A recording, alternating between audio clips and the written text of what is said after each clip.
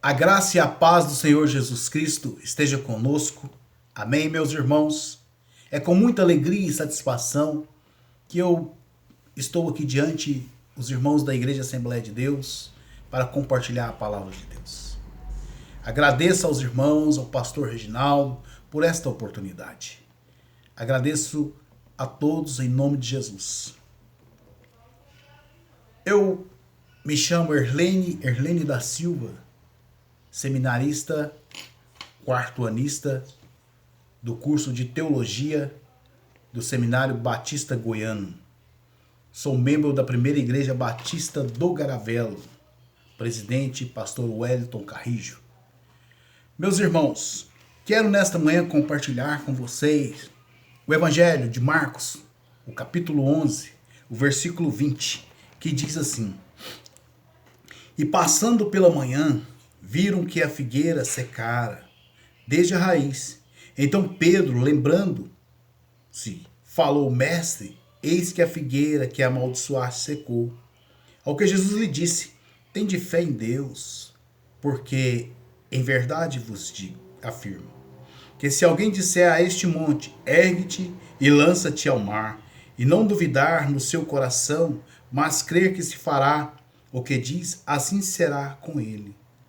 Por isso vos digo que tudo quanto em oração pedirdes, credes que recebestes, e será assim convosco. E quando estiverdes orando e tendes alguma coisa contra alguém, perdoai, para que vosso Pai Celeste vos perdoe as vossas ofensas. Amém? Ore comigo. Pai, nós te louvamos e agradecemos nesta manhã pela vida, pela tua presença, pela tua misericórdia e teu amor. Agradeço ao Senhor pela igreja do Senhor que se reúne neste momento para compartilhar a tua palavra. Agradecemos por esta palavra que o Senhor nos dá, uma palavra ungida, abençoada pelo teu Espírito Santo. Abrimos os nossos corações para ouvir a tua voz, para receber direção, luz sobre as nossas trevas, para que possamos andar em obediência e compreender como devemos ser frutíferos para o louvor da sua glória. Assim te agradecemos, em nome de Jesus. Amém. Portanto, irmãos, para compreender esses versículos que acabamos de ler, é necessário, então, compreender todo o contexto. Jesus, ali no capítulo 11, primeiro ele tem a entrada triunfal em Jerusalém. Depois nós vemos aí a figueira sem fruto e também a purificação do templo. Jesus, aqui quando está passando para Pedro, um ensinamento de forma bem didática, como devemos ser. Contextualizando no nosso período contemporâneo, para nós hoje, precisamos então compreender o contexto. A figueira é uma árvore pequena, de galhos torcidos, que dá muito no Mediterrâneo. É um fruto de subsistência, um fruto que nasce naquela região. E esse fruto ele dá 2 vezes ao ano. E como que é isso? Quando brota os frutos, acho que é no verão, brota os frutos, ela não tem folhas, começa a brotar os frutos. E então, assim que os frutos brotam, aí ela enche de folhas. E quando Jesus procura frutos nessa árvore, ela estava cheia de flores, cheia de folhas, vistosa e bonita. E Jesus procurou frutos e não havia frutos. E olhando para a questão do judeu, a figueira era um símbolo dos judeus, frutíferas. Figueira verdadeira, videira verdadeira, dá esses frutos saborosos, frutos aprazíveis, agradáveis. E aqui ele está nos mostrando a hipocrisia do povo judeu. Um povo a quem Deus escolheu para ser o seu povo, um povo a quem Deus escolheu para proclamar a sua verdade, o seu amor, a sua compaixão e misericórdia. Um povo a quem Deus escolheu para levar o nome de Deus a todas as nações, para que todos fossem alcançados. Um povo que Deus deu a lei, a diretriz. E esse povo estava vivendo só de aparência. Esse povo vivia de aparência, como religiosos, como povo de Deus, povo escolhido, mas na verdade estavam longe de Deus. Você vê em todo o capítulo, você vai ver eles comercializando no templo para obter lucro, né? As oferendas, as ofertas, emprestando dinheiro a juro, oprimindo o órfão, a viúva. Estavam vivendo de aparência, aparentemente bonito, né? Proclamavam a lei, mas estavam longe do propósito ideal de Deus. E olhando para nós aqui, hoje, no nosso contexto, como igreja, como religião, muitos estão vivendo nessa condição. Talvez aparentemente está parecendo um cristão, um crente, veste-se bem, indumenta-se bem, fala bonito, prega bonito, ora bonito, mas está vivendo longe da verdade. Não tem sido um crente autêntico e frutífero. Por isso aqui, quando o Senhor procurou fruto naquela figueira, ela estava seca, estéril, e Jesus a amaldiçoou. Radicalmente.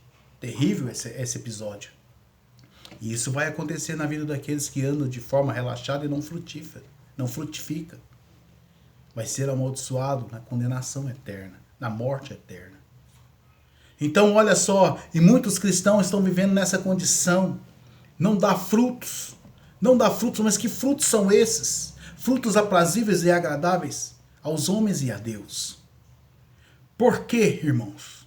A palavra do Senhor diz que os frutos do Espírito é paz, é alegria, é benignidade, é bondade, é amor, mansidão, temperança, longevidade, vida, sabedoria, alegria. E os frutos da carne? Os frutos da carne é prostituição, adultério, mentira, porfia, fofoca, inimizade, contenda, luxúria. São os frutos da carne. Então veja bem, Pedro aqui lembrou desse episódio, fala com o Senhor e de forma didática o Senhor vai falar para ele, né? Porque o versículo 23 diz, o 22 diz que se tiver fé, faria esses sinais e coisas maiores. E no 23 ele diz que se tiver de fé e quando orar e afirmar para que o monte seja arrancado e lançado ao mar, isso lhe fará, acontecerá. Para o judeu, montes era problemas causados em relação à lei. Era esses montes que se referia. E para nós, trazendo para nós, são problemas, são essas dificuldades, essas lutas que temos no dia a dia, que podem ser removidos pela fé, pela oração, pela obediência ao Evangelho. E o verso 24, por isso vos digo que tudo quanto em oração pedirdes, credes que recebeste, será assim convosco. Olha só, para o cristão que não só vive de aparência formosa, vistosa, mas um cristão autêntico que vive uma vida de obediência e submissão ao Evangelho, a Cristo Jesus. Quando ele ora, a sua oração, a sua súplica é agradável aos olhos de Deus e imediatamente o Senhor responde. Porque o Senhor diz na sua palavra que suas mãos não estão encolhidas para que não abençoe e nem os ouvidos tampados para que não ouça. Veja bem, quando obedece, quando vive uma vida autêntica no Evangelho de Cristo Jesus, imediatamente a sua oração é respondida.